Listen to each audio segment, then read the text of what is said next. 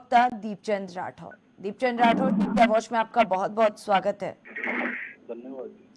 दीपचंद राठौर जी, जिस तरीके से लगातार G20 शिखर सम्मेलन को लेकर के बीजेपी ये दावा करे कि देश का आज बच्चा बच्चा खुद पर गर्व महसूस कर रहा है, देश पर गर्व महसूस कर रहा है। अभी किशोर जी ने भी बताया कि हमने क्या कुछ हासिल कर लिया है। रखिए अपना पक्ष और कांग्रेस की प्रतिक्रिया। देखिए, जब देश की बात आती है तो सबके लिए सम्मान और गर्व का विषय है। G20 की मेजबानी करना कोई छोटी बात नहीं। हर भारतीय और आवाज नहीं सुनाई दे रही है, थोड़ा तेज बोले मेरे लिए ये गर्व की बात है। आपको मैं बताना चाहूंगा कि प्रधानमंत्री जी का वक्तव्य था कि हमको जीडीपी से हमको हर व्यक्ति तक विकास पहुंचाना है। देखिए, लेकिन मुद्दा ये, जब ये बात करते हैं तो जो हर मुद्दे पे ईमानदारी होना बहुत जरूरी है। पिछले 6 साल में जीडीपी तो बढ़ी, लेकिन जो रोजगार है वो 77 लाख घटे। इसका मतलब है जो आपका ग्रोथ हो रहा है वो साइलेंट ग्रोथ हो रहा है और आपको 2-4 मिनटों का ग्रोथ हो रहा है। इससे जनता का फायदा नहीं मिल रहा है। आप कह रहे हैं कि आपकी जीडीपी 7% और एम्प्लॉय की ग्रोथ सिर्फ 1% बढ़ी है। तो बताइए, जो 6% का ग्रोथ है, आप विकास की बात कर रहे हैं, वो जनता तक नहीं पहुंचा। दूसरी, आप देश के प्रधानमंत्री ने कहा था कि भाई हर व्यक्ति तक आय बढ़ेगी।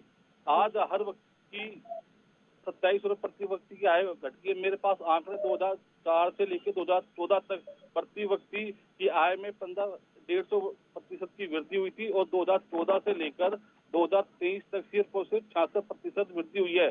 बंगाल जैसा देश प्रति व्यक्ति आय में हमसे पीछे हुआ करता था, आज वो हमसे आगे चला गया है। मुद्दा ये है कि सच्चाई को स्वीकार करना पड़ेगा। और दूसरी बात आपके चैनल के माध्यम से कहूंगा कि प्रति व्यक्ति की आय में भारत 20वें नंबर पर है। देखिए, G20 हुई, इसकी मेजबानी करना भारत के लिए गर्व का विषय है। हम इसकी तारीफ करते हैं, इसमें कोई दोहराई नहीं है। और जब से G20 बना है तब से हम इसका सम्मान करते हैं। लेकिन आज सूपा की भूमिका में कौन है? माननीय देश के प्रधानमंत्री। आप बताइए, देश के सबसे बड़े दलित नेता, देश के सबसे बड़ी पार्टी के अध्यक्ष और राज्यसभा में प्रतिपक्ष के आधिकारिक नेता, अगर आप उनको निमंत्रण नहीं देंगे तो ये भारतीय संस्कृति की अवहेलना है कि नहीं है? देखिए, G20 से पहले हमने 1983 में 100 देशों से ज्यादा नॉन अलाइनमेंट मूवमेंट सम्मेलन कराया था श्रीमती इंदिरा गांधी के नेतृत्व में। आप बताइए, कौन सा प्रतिपक्ष का नेता नहीं बुलाया, कौन सा मुख्यमंत्री हमने नहीं बुलाया? देखिए, जो G20 के अंदर 8 से 10 तारीख तक, मतलब 3 दिन तक जो मार्केटिंग बंद रहा, उससे भारत की आर्थिक स्थिति, सामाजिक स्थिति में 10,000 करोड़ का घाटा हुआ। हम तो कह रहे हैं कि भाई इनके बारे में आपने क्यों नहीं सोचा? और रही बात, आपने, जैसे मैं आपको चैनल के माध्यम से बताना चाहूंगा कि न्यूयॉर्क में यूएन की बिल्डिंग है। न्यूयॉर्क में हर साल 100 से 200 देश के राष्ट्रीय अध्यक्ष आते हैं। क्या न्यूयॉर्क अपने आप को बंद कर लेता है? पिछले साल जकार्ता में थी, उससे पहले पेरिस में हो चुकी है, लंदन में हो चुकी है। अगर लंदन ये मीटिंग में होती, लंदन अगर G20 में होता, तो आप बताइए क्या लंदन शहर बंद होता? नहीं होता ना। देखिए, मोदी जी ने सिर्फ और सिर्फ अपना चुनाव प्रचार के लिए, उनको हवाई लूटने के लिए, देश की गरीब हालत के बारे में भी सोचा। और जो बात आपके चैनल के माध्यम से और बताना चाहूंगा कि इस चैनल के अंदर कि 4,000 करोड़ रुपए तो खर्च हुए, पूरी मोदी जी ने G20 को चमकाया ताकि विदेश में भारत की छवि अच्छी हो। चलो, मैं मानता हूँ कि सही है, चमकाया। आप प्रधानमंत्री, आप कुछ भी कर सकते हैं, लेकिन सोने चांदी के बर्तनों में खाना खिलाने वाले देश में 80 करोड़ लोग ऐसे हैं जो 5 केजी मुक्त राशन के लिए लंबी लाइन में लगते हैं। जिस देश में गरीब महंगाई के बारे में बोलता हुआ भावुक हो जाता है और रोने लग जाता है। क्या ये सब जानकर मोदी जी सरकार की तारीफ, जो G20 में आए थे, ये क्या तारीफ करेंगे?